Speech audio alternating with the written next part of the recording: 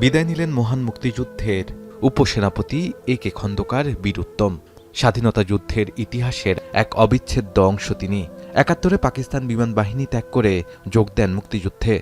যুদ্ধের পুরোটা সময় তিনি রণকৌশল নির্ধারণ এবং সেক্টর কমান্ডারদের সাথে সমন্বয় কার্যক্রমে গুরুত্বপূর্ণ ভূমিকা পালন করেন। ১৯৭১ সালে ১৬ ডিসেম্বর ঐতিহাসিক রেসকোর্স ময়দানে পাকিস্তানি বাহিনীর আত্মসমর্পণের সময় তিনি বাংলাদেশের প্রতিনিধি হিসেবে উপস্থিত ছিলেন। শনিবার সকাল ১০টা ৩৫ মিনিটে বার্ধক্যের কারণে ইন্তেকাল করেন তিনি। রোববার দুপুরে বিমান বাহিনীর বাসার ঘাঁটিতে জানাজায় উপস্থিত হয়ে শ্রদ্ধা জানান প্রধান উপদেষ্টা।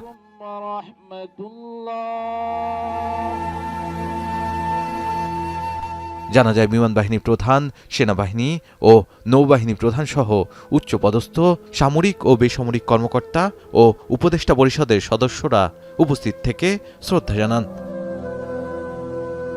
রাষ্ট্রীয় সালাম ও গার্ড অফ অনারের পাশাপাশি আকাশ থেকে শ্রদ্ধা জানানো হয়।